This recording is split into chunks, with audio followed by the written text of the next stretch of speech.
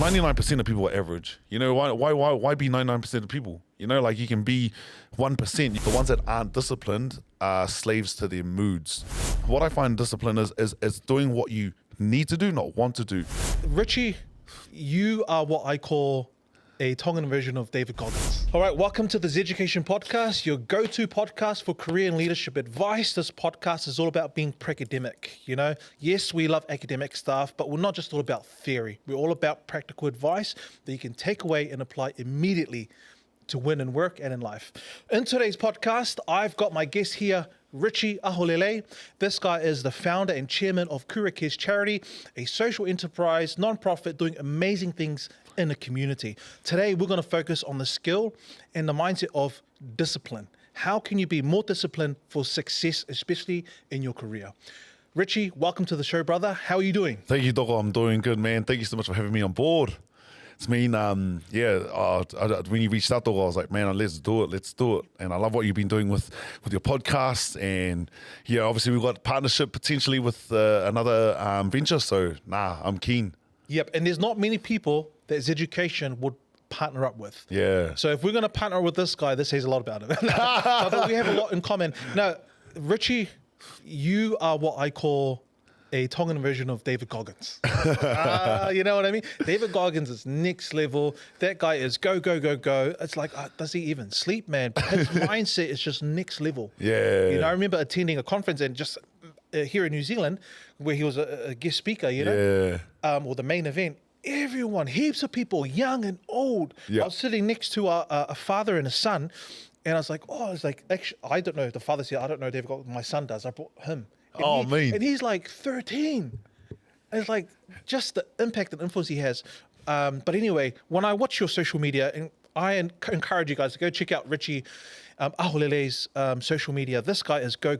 His stories, wakes up, you know, the ice baths, you know, the running, the 5K, 10Ks. It's just like a normal day for you, you know. Yeah. So of course I had to get you on a podcast, Doggo, because when it comes to discipline, your face always pops up in my mind. So I want to know. Our audience wants to know how they can be more disciplined. But before we get into the art of discipline, tell us your story. Yeah. Start wherever you want. I just want to know how Richie became Richie and who he is today. What shaped you? Yeah, so obviously I'm Tongan Māori. So that gives me, I suppose, a cultural background. And I think the biggest thing, though, was this, I'm not trying to, you know, I had the classic tough love for my mum. So she wasn't really as loving to me. And my dad was kind of absent to a certain degree. So he was a heavy alcoholic, and he still is to this day, unfortunately. So growing up, I kind of had to fend for myself from an early age. Like I used to get hidings, like real bad hidings, Doggo. Like, bro, I used to get like, I remember one time I always tell the story, man. I remember when I was leaving, I think it was actually before school. Bro, my dad always had a problem with me wearing hair gel. It was weird. It was real weird, bro. But anyway, so one day I went to go use his hair gel. Bro, he went red, Doggo, bro. So anyway, he basically, long story short, gave me a discipline. Let's just call it discipline for PR, for PC purposes. But bro, he used this, you know, the bike chains that you tied up your bike with, but it wasn't the chain one, it was a pure metal. And what you did to lock it was a padlock, and you had to padlock it. So, bro, I got that whipped on my back, my legs, bro, I got everything. Basically, anything I was laying around. And so, for me, I kind of, it was, because I was the oldest as well, and obviously being Tongan, you know, the girls come first, so my sister was always held at a higher treated differently. Yeah. And so for me, it was kind of like I was like the lone wolf to a certain degree. So for myself, I was always suppose given the black sheep kind of treatment to a certain degree. So I kind of had to teach myself how to fend for myself. A lot of the life learnings I had to teach myself. So I think that kind of gave me, I suppose, the drive of discipline and what I am today. The sad thing about it though is, like, I'll be honest, it kind of isolates you. So like, because I've been taught to live on my own, be on my own, hustle on my own, you kind of seclude yourself from humans, from people, because you've never had to rely on anyone. And like, because I've never had that backing from my parents, and I love my parents. Like, I'm not trying to say I hate my parents or anything, but because I've always had to fend for myself and be independent, you everything becomes that. And so what happens is it can become, I suppose, a little bit selfish to a certain degree. But it's more or less, I think, because I've never had to rely on people, I don't rely on anyone. And so I think, that's probably more or less that goes towards, I suppose, answering that question, like how I've managed to develop myself.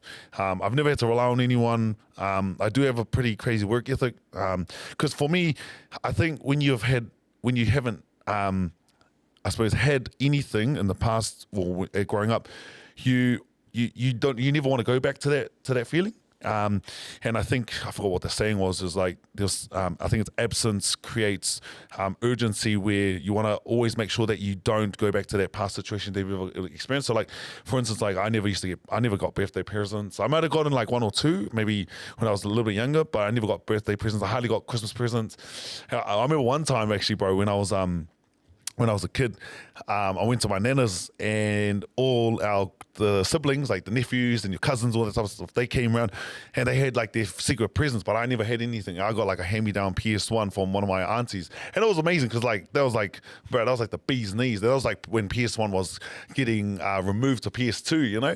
And so like for that situation, for me, it was always something that drove me, because I was always like, man, why can't I get that? Why can't I always have that? And so for me, I think I was able to develop a work ethic, because I knew because I got exposed to a few things as I was growing up. I knew that I was the definitive decide factor of my outcome. So like, whatever I did, I could actually change the trajectory of my future.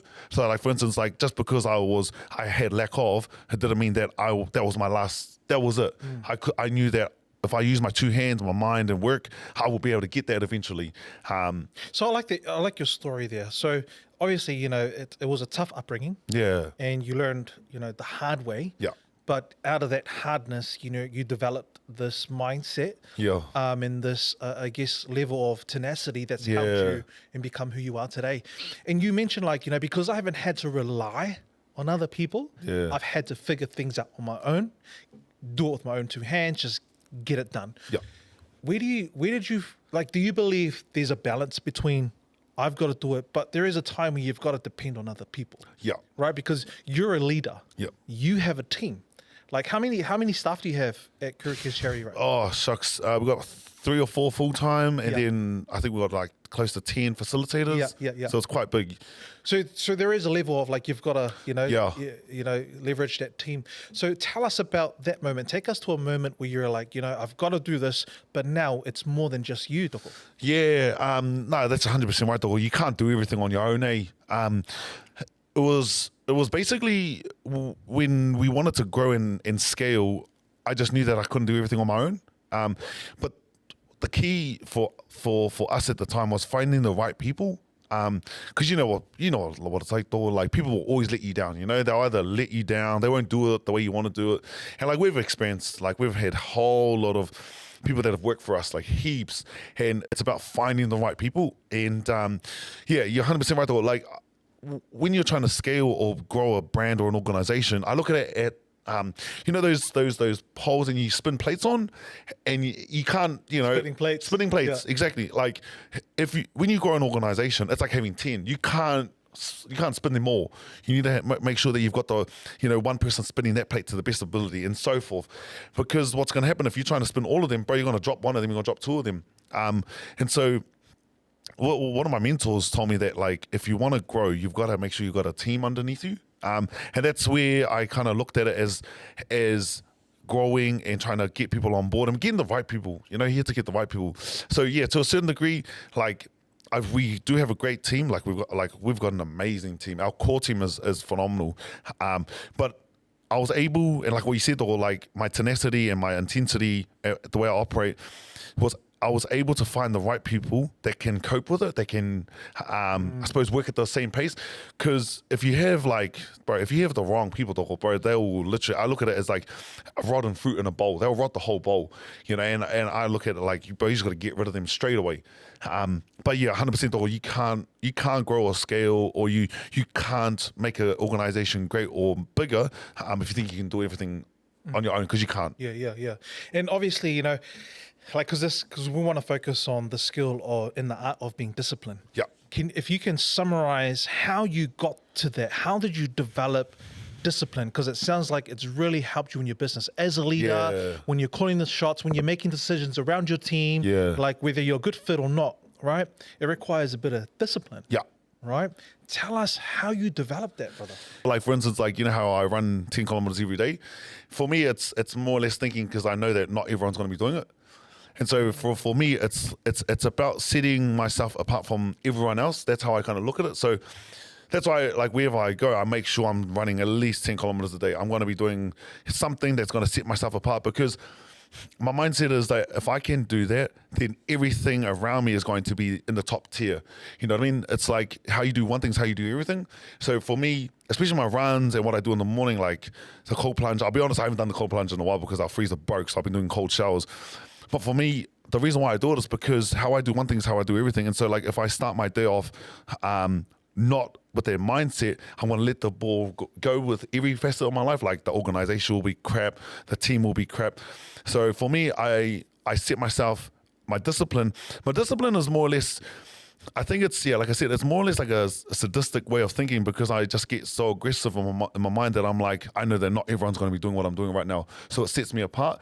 And so for me and my organization, I'm like, we want to make sure that our organization is the top, you know what I mean? And I'm real competitive too. I'm real competitive as well. Especially I'll give you an example. So today I did a full high rocks class, 1 hour, but beforehand I did a whole 10-kilometer run. And I was like, bro, I'm going to make sure I smash this whole workout, even though I've done 10-kilometer run, because I'm like, I want to be the best here. But it's a real competitive drive. And I think you've got to have that if you want to be good at what you want to do, though, because averages, bro, everyone can be average. You know what I mean? Bro, I just look at it like life's too short to be average. You know what I mean? Because 99% of people are average. You know, why be 99% of people? You know, you can be 1%. You can be someone that's either changing the trajectory of your family. You can be someone that's going to impact your community even more. You can be someone that people will remember. You can, live comfortably, Where I think for me, it's just trying to maintain that is probably the hardest thing, is turning up all the time. But when you do it all the time, though, it just becomes easier. And I think one of the other things why I'm so disciplined is because I'm not really talented that much. So I've always had to work for things. So for instance, I was terrible at school. I dropped out of high school, I think, when I was 17, 18. I went to uni only to eat my lunch, really, because I didn't even finish that. So intellectually, I'm not even that great. But I catch on to things real quick, and when I'm stuck on things, it's game over. You know what I mean? When you're fixated on something because you're not gifted in certain facets, but you've had to work hard at something, you become better at it.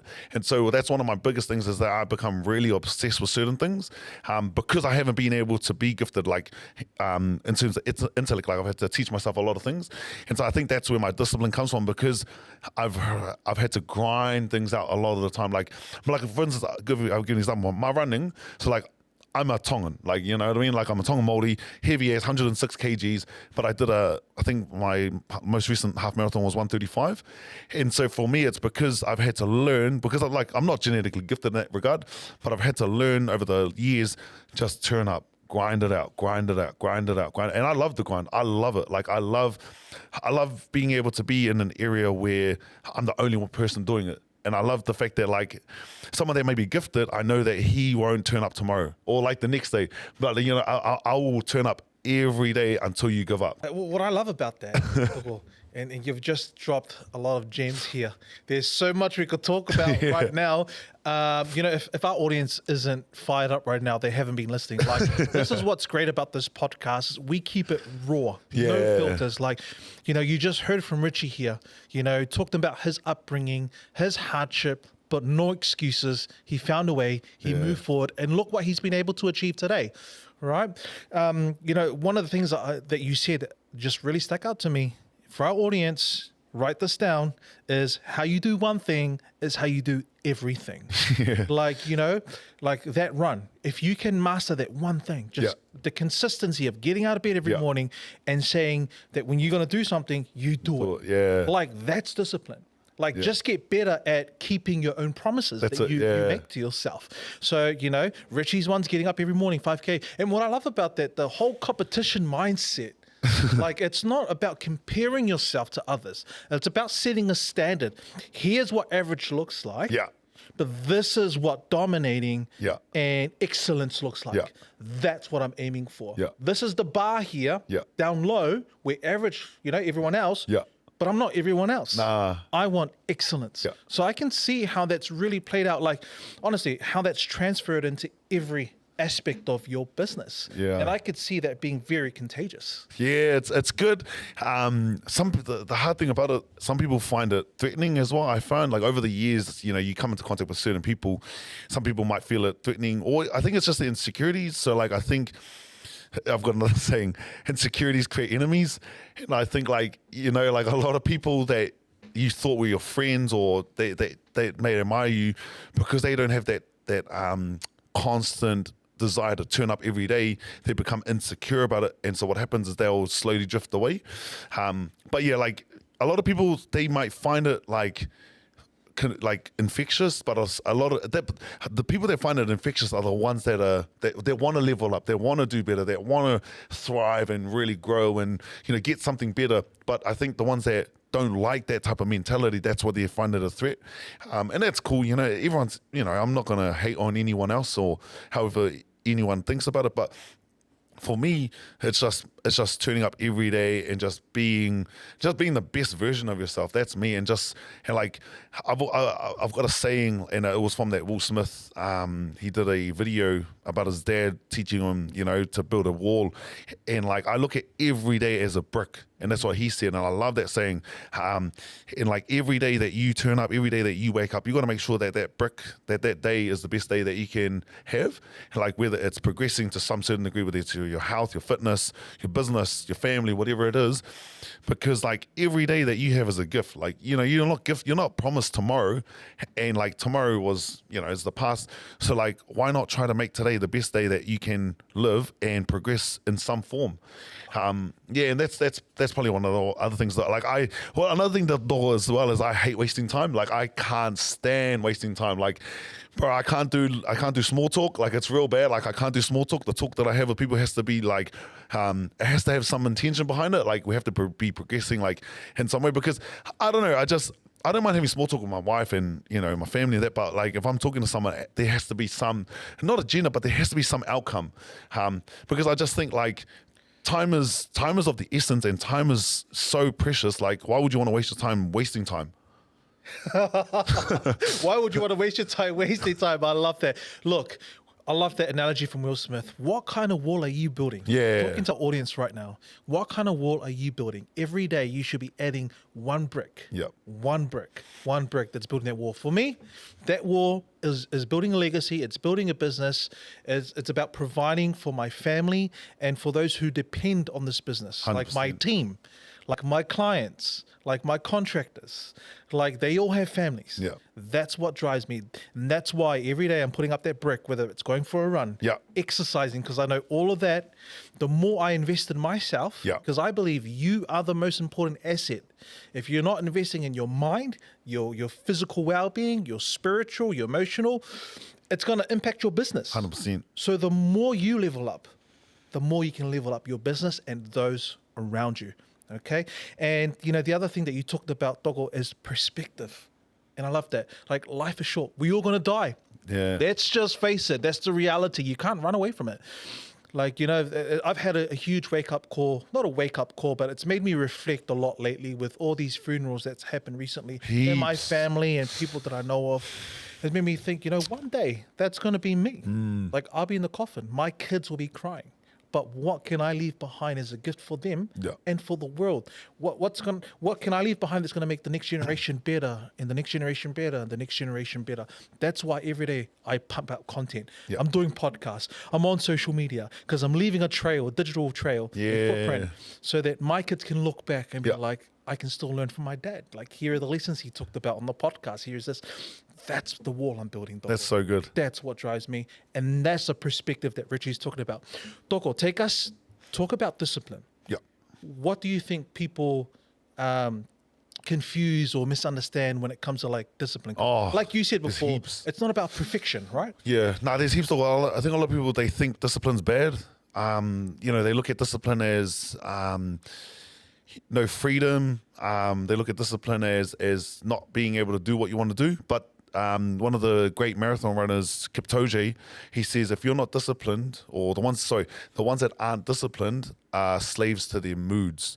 And so what he means is basically like, if you're not disciplined, you're going to, if you feel tired, you're not going to do what you want to do, what you need to do. If you feel happy, you'll finally do it. And it's so true, because like discipline is turning up for yourself. I think, and I know people might debate me and stuff like that, but I reckon discipline is true love, because it's doing what you should be doing what you need to do, not what you want to do. Like for instance, like I don't want to go for a run, but I need to go for a run. Like for instance, you got kids, you don't want to discipline them, but you need to discipline them. And so for instance, like what I find discipline is doing what you need to do, not want to do, because like it's not the best. It's not the most nicest thing, but it's the best thing to do. And like it feels hard at the time, but the byproduct of discipline, there's always going to be greater fruits at the end of it. And so, for instance, like when I do my runs, or we're like, I'll give you an example. Like I had a hard discussion with one of our employees a couple of weeks ago. Like at the time it sucked, but because I was disciplined at the time to make sure I had to do the conversation, it's easier for us moving forward.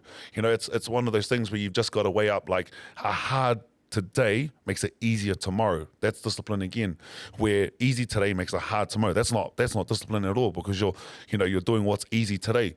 So I feel that discipline is just like doing the tough things now for easier tomorrow. And I think a lot of the people, they mix up the two, and I think they sacrifice their current mood and they sacrifice what they feel like now, instead of thinking about tomorrow, or instead of thinking about, if I do this thing right now, and even though it's hard right now, it's going to make tomorrow easier. And it's like what you said though, like building Zeducation would have been hard, it would have been difficult, but that hard now is going to make it easy tomorrow for your kids. That's discipline, and that's where discipline comes from, and it's sad that discipline has a bad rap on it, because if you unwrap it, you actually realize that discipline, I feel, is the key to success. Yeah, especially if you use it. If you're using discipline for success. And people, like you said, might think, the first thing that pops into mind when they think of discipline is like a parent disciplining their child. 100%. Like punishing them, like punishment, right? Discipline isn't necessarily punishment. Nah. Discipline is about being consistent. It's about being resilient. And, I love this definition that I heard about, the acronym for FOCUS. FOCUS. Focus on one course until success. That's a good one. Focus on one course until success. That's cool. Like just staying focused and complete that thing, and being consistent at completing that thing over and over again. Find that one thing that you can be consistent. And like you said, it doesn't mean it's going to be easy all the time. It's not going to be roses and daisies. You might wake up and not feel motivated, might feel a bit down, but you're consistent anyway. You're consistent anyway. Can you tell us about the balance between being disciplined and flexible? Is it like, Sucks, should that's a there good be one. such a thing? That's a tough question. Let's be honest, like some people fall off the wagon. Yeah, Like I've fallen off the wagon myself. I'll be the first one to admit it. Like I said, I'm going to lose weight, and then I go backwards. And then I get back on again. Like tell us about that. If someone, like some words of encouragement and what people can do if they do fall off the wagon. How can they be, I suck at discipline, I should give up. 100%. Though I don't think you ever give up. It was funny because when we were in Texas, obviously Darren, bro, he was so pissed off. If he watches this, it's gonna be funny. He hated me over. So when we went over to America with him, every day I was waking up and he was like, "Bro, do you ever sleep?" But like, so he jumped on board with me, and we were doing our runs and workouts and so forth and getting a hustle on. But I think like flexible and discipline, you've just got to understand like the perfect analogy that I look at it is like, so when you drop your phone, when you drop your phone, you don't jump on it and smash on it. You just pick it up and use it again. So when you're being flexible and just knowing that like one bad day doesn't ruin your progress, just understand that like you've just got to get back on it, and it's not going to ruin, it's not going to put you backwards, but just always remember that like, why did you start? Why did you start your running? Why did you start your business? Was it because of poverty? Well, put that to the forefront of your head. Why did you start running? Was it because you were overweight? Well, put that to the forefront of your head. Because if you remember your why, it should always make you get back onto your, onto your journey, jump back onto the tracks, get back onto the road to your pathway or your journey of success. So like, yeah, in terms of flexibility, like don't beat yourself up. But just know that like there's like 99% of people that are literally waiting for you to fall off. Why prove them right? You know what I mean? Like why prove them right and fall off and not even turn back up? Because you're just proving your haters right. You're just proving people that doubted you right. Prove yourself right and get back on the journey. It's just simple. That's the way I look at it, because like people always try to do whatever they can to bring you down, because if you're going against the narrative, if you're going against the grain, if you're going against the norm and doing all these amazing things by being disciplined, there's always going to be a lot of people that are going to be like, shame, I told you he wouldn't do it. Just think about that as well. If you forget about your why, just think about all the people that are waiting for you to fail. You want to prove them wrong? Prove them wrong. Like, prove them wrong. Prove yourself right and prove them wrong. Like, and that's not being negative. That's just being like factual. Because 99% of people love comfort, right? They like to, they don't like to run. They don't want to build a business and so on. And that's cool, that's cool. But like for you, if you want to be extraordinary and you want to be disciplined and you want to strive to be great, and you go back to the old habits of being flexible. So just remember that there's someone else that's going to be waiting for you to fail, and there's someone else waiting for you to stop so they can surpass you. So why I look at it is, just look at that and don't stop your momentum, because momentum's hard. And that's another thing why I don't stop, because momentum's hard to gain, but it's easier to maintain. You know what I mean? And so if you're being flexible, just remember that like there's someone else that wants to overtake you, there's someone else that wants to beat you, and there's someone else that wants to take whatever you've got off you. And so if you remember that and your why, bro, your flexibility will only last temporarily, because you will always remember like, nah, I'm going to get back on this bandwagon. I want to keep hustling, grinding, or whatever. I love that. Basically what Richie is saying here, fall back on your why. Yeah. If you drop your phone, you're not going to jump on it and smash it like stupid phone. Yeah. I wish I never bought you. You're just going to pick it up and use it again. I think that's a simple analogy or simple way of saying, just get back up. Yeah. And keep going. Keep going. I've had your wife on the podcast as well, and she mentioned, she's the founder of OTB Health, and she does a lot of work with women. And she talked about this as well, about, being disciplined and consistency. And if people fall down, she has this rule. And everyone has this mindset around, if you have one bad day, just get back up again. Hard out. But the rule was, don't let it happen twice. Yeah. Don't let it happen twice. If you eat a cake, okay, cool, get back on, but don't let it happen again. Don't let it happen again. Like just, or don't repeat the second day. Yeah. And I love that. Toko, I have another question for you. Tell us about what, advice around what people can do on a day-to-day to help be more disciplined. What's your advice around that? I think the main thing is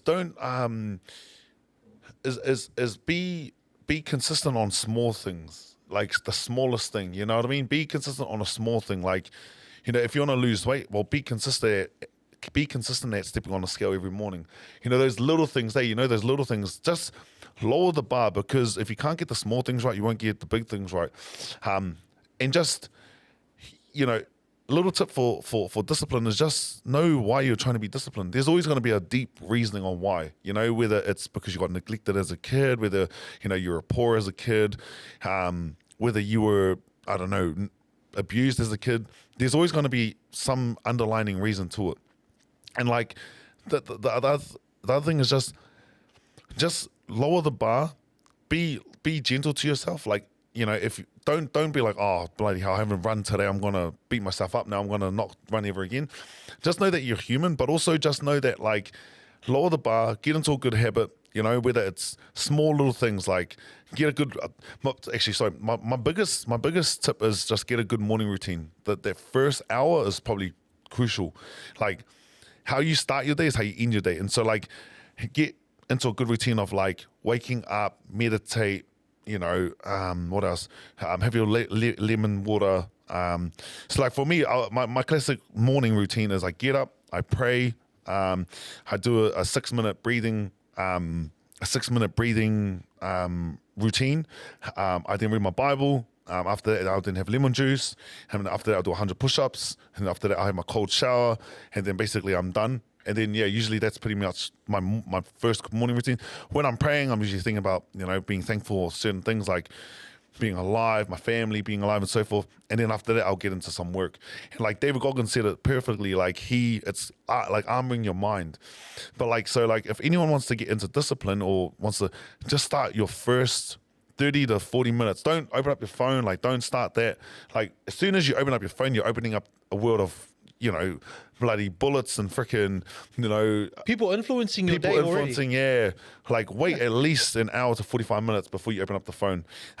But yeah, get a good morning routine started. Like, start it off small. Like, whether you want to meditate, read a book, just something. Because what you'll find is, if you're disciplined with one thing, like I said before, you'll be disciplined with everything else.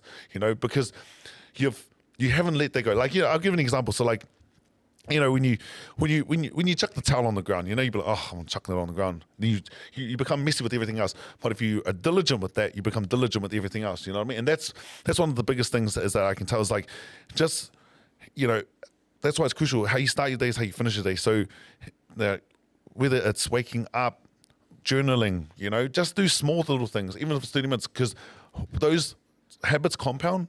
And it will compound over time. And so, like, for instance, like, you'll soon be able to be like, whoa, what the hell, I do X, Y, and Z. I even do this. And because you've set your standard, it becomes a norm. And I think it's 21 days to form a habit, 21 days to break habit. After 21 days, that's your new norm. Your new norm. Your new norm's created. Can I put you there for a bit? Because there's a lot that you've shared. And I just, man, I wish I could write this down. I'm actually going to watch back on this podcast and take some notes. But there's a few things that stick out to me. And I like how you always talk about, like, going back to your why as well. You know, how you start your day is how you end your day. And, you know, you've given us a good insight in terms of what you do. And I like what you said around breaking it down. Find the little things that you can be consistent. Yeah. Whether that's waking up on time 100%. every day. Yeah. That's one thing you could do. Consistent. Be disciplined, waking up at that time. Then after that, add something else that you can be consistent in. So if you've already got that on lock, waking up every time, the next thing is probably, you know, reading the Bible, praying, whatever it is. Then add that. And it's just like you said, it keeps compounding. And I'll be real with you. Like, for me, like, you know, I was a heavy boy, you know, but one thing I was always fearful of was seeing the number on the scale. Yeah. I'm a male. It's tough. Right? And I go to the gym every day to lift the weights and stuff. And it's not just females who's like face the reality. But it's just recently, I was really good at being consistent and disciplined at showing up to the gym. Yeah. I was really good at being consistent and disciplined at, you know, waking up and, you know, lifting the weights, my routine. I've gotten better at eating, but I just never was able to get consistent with jumping on the scale because I was always afraid of the number. Yeah. And then I had to fall back to my why. So now every day I'm jumping on the scale, and because of that, I know it just sounds like a little thing, right? But it's a massive thing for me personally. But because I've been doing that, I've been able to lose weight. Yeah. Because I've been able to face it and track it. Yeah. And it's just that little thing I added. Yeah. I was like, hey, I'm really good at doing this, but if I want better growth, I've got to be good at disciplining myself and being consistent at jumping on the scale. Yeah. And people would think, oh, that's not rocket science. You should be doing that first. No, but to be honest, that's what it was. And there's another analogy I'm just going to throw in there around what you said around mindset and what you think. Do you remember the guy, what's his name? Peter Blake, Sir Peter Blake, you know, the captain, Sir Peter Blake of, you know, New Zealand's, you know, yacht racing team here in New Zealand, America's Cup, you know, how did they win? Like a lot of championships and cups. Other countries had more money, had better technology, the New Zealand, but we always, most of the time, ended up won those races. And it came back and they asked Sir Peter Blake, what is it? Like, what's the secret? He says, it's what I teach my team. And he says, this is what I tell them. Always ask yourself, will it help the boat go faster? That's whether so it's good. your eating, whether it's sleeping, whether it's the amount of exercise, whatever you're doing, whatever that thing that you're doing, always ask yourself, will it help the boat go faster? Yeah, that's good. And I remember hearing this when I worked for a corporate company in a sales team. I was part of the sales team. I was like, dang, that changed my mindset. The way I talk to customers, the way I respond to emails and that. That's so good. The speed, the urgency, how I show up, will it help the boat go faster? That's so good. Because if you have a why that's like that, I feel like discipline will be not easier, but it'll be a lot more better.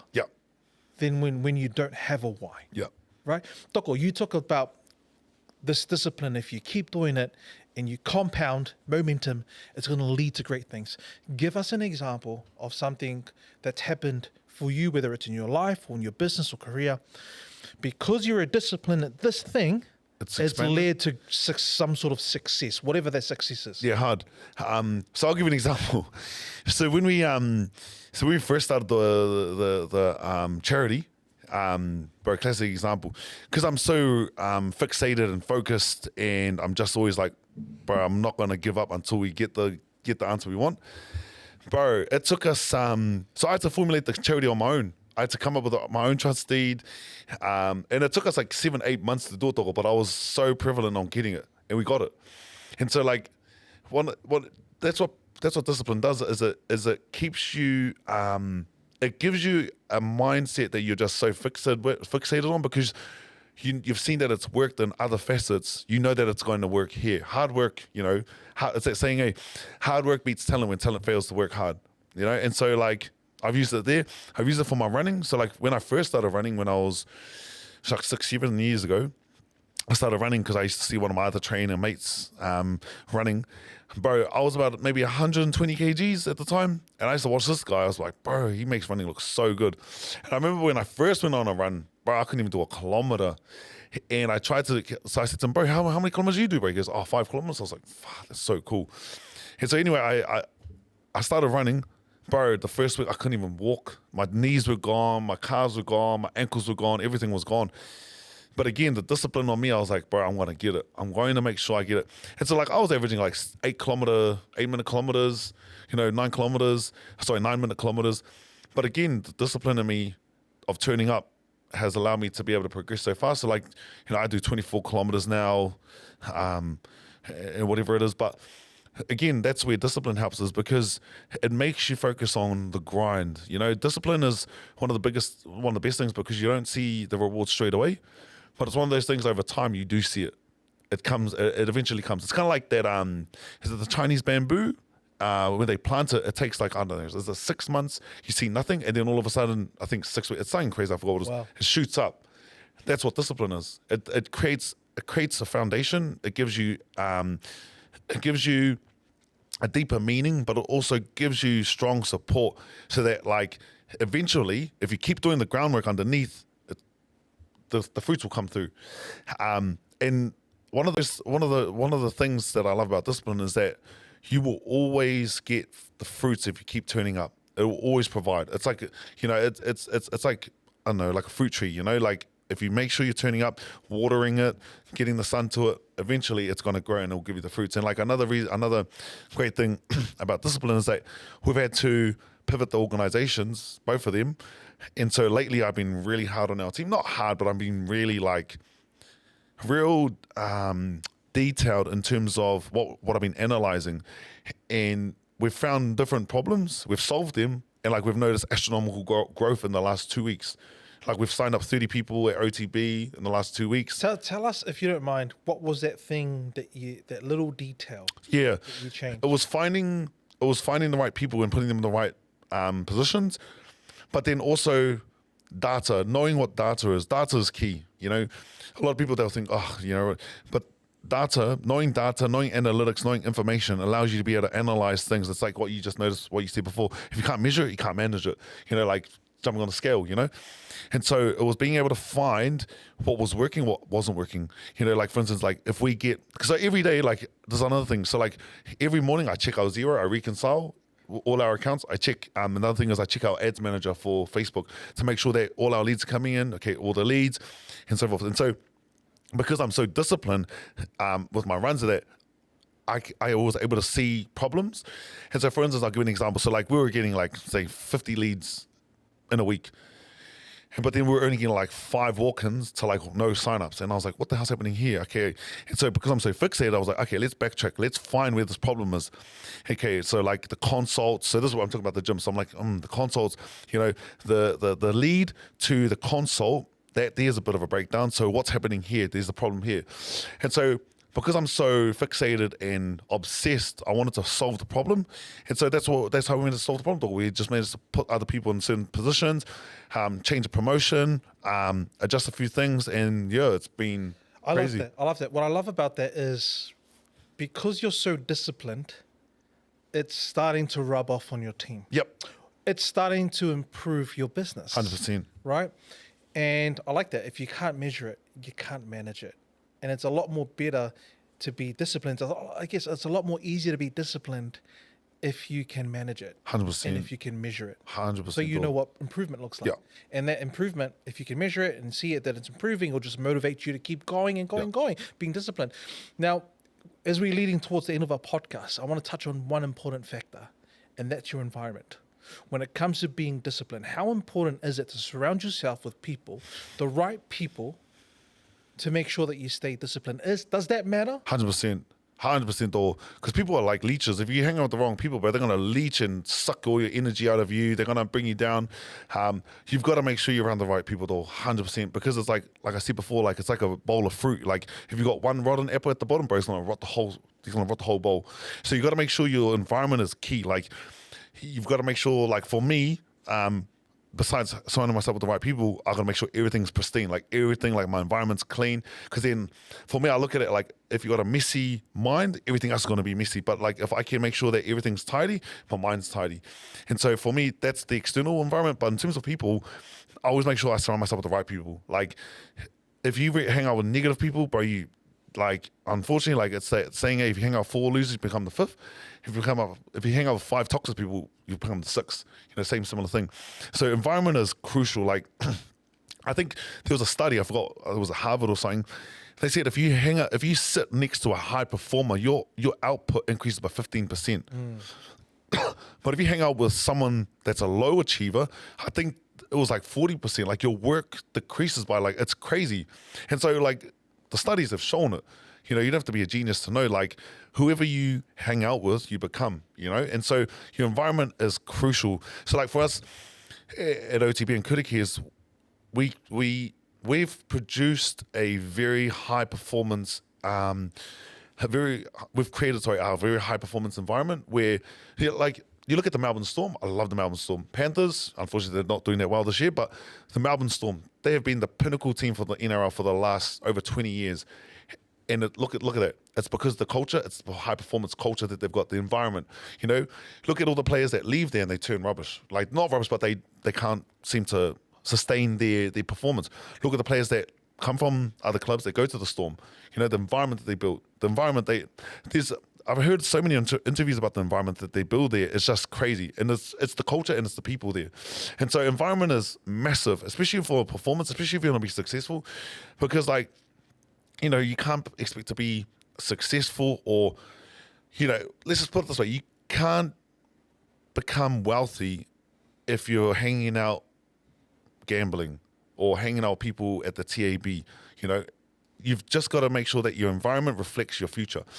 And in saying that, I've got a saying, well, I forgot who I've actually taken off someone.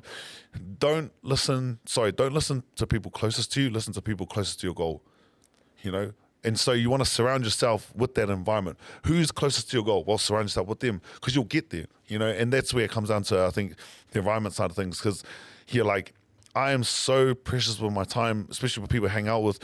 I know that, if people don't add value to you or don't help you get to your goals, they don't deserve to be around you. You know, that's my personal perspective anyway. Life is short. Life is short. Don't waste your time surrounding yourself. Life is short, though. Like, if they're not, if they're not helping you fill your emotional tank, if they're not helping you fill your bank account, if they're not helping you fill your relationships, then what are you doing with them? You know, like, move them on. Like, a classic example, like, I don't really hang out with my mum because she's negative. Like, that's just me, because I know the value of me. I know I've built myself up to this point where I'm safe for myself, and I don't want to surround myself with people that are going to bring me down. Like, I love my mum. Like, I hang out all the time, but her negative nature or her outlook doesn't benefit me. Well, I was just talking to someone today, and he said the same thing about his own father. But you know, what you're saying is, you know, there are people who, and you've got to set boundaries. Yes, that's it. You know, it's not saying that you don't love them or you don't want them in your life, but it's like you limit the time you spend with them. That's it. And that's okay. 100%. But that applies to everybody. Everything. That applies to everybody, right? It's not about being selfish. It's about self-care, and it's about being smart, right? So I really like that. If anything, I've gotten from what you're saying today, you know, for our audience, man, we just sat here listening to Richie this whole time. We can understand why this guy is so successful. I hope so. Why he's able to execute. Well, you know, I've been following you for a while. You know, at a personal level, at a business level, you're doing well. Thank you, Dog. You're doing well. But hey, like, even myself, we're not the richest people in the world, but we're doing some good things. Yeah. We're doing okay. We're doing well, right? And that didn't just come by accident. That's come because he's been so disciplined. He's set up systems in place, right? Whether, you know, that step 1 is like waking up early, step 2, you know, reading the Bible, step 3, you know, he's got a system, a step by step, a routine that he talked about, right? And the other thing he always goes back to is the why, is setting a standard of excellence for yourself and holding yourself accountable to that standard, and surrounding yourself with people who do something similar, but also hold you accountable to your personal standard of excellence. Brother, I want to thank you so much for just blessing us with your time. You know, our audience are going to be much better for it. I want to end off with a few quotes about discipline, and then I want to ask you my final question, which is pretty much the biggest takeaway that you want our audience to leave from this conversation. So a few quotes here about discipline that I like. One from Jim Rohn, who said, "Discipline is the bridge between goals and accomplishment." That's good. Here's one from Dwayne "The Rock" Johnson. "Success isn't always about greatness. It's about consistency. Consistent hard work gains success. Greatness will come." Here's one from James Clear. "We don't rise to the level of our goals. We fall to the level of our systems." That's coming cool. back to what we talked about earlier. And last one by Abraham Lincoln. "Discipline is choosing between what you want now and what you want most." I love that. That's so good. So, brother, let's end this podcast with a bang. What's the biggest takeaway you want us to leave with from our conversation? You know, just remembering that discipline is true love. You know, like, if you discipline yourself, you love yourself. You know, you see that program, My 500-Pound Life, you know, those guys in America, and I'm saying this with all due respect, that's not discipline. You know, that's not love. You know, if you're going to be eating, you know, what they eat over there and like sitting on the couch and doing nothing. So like, just remember that, like, discipline is true love.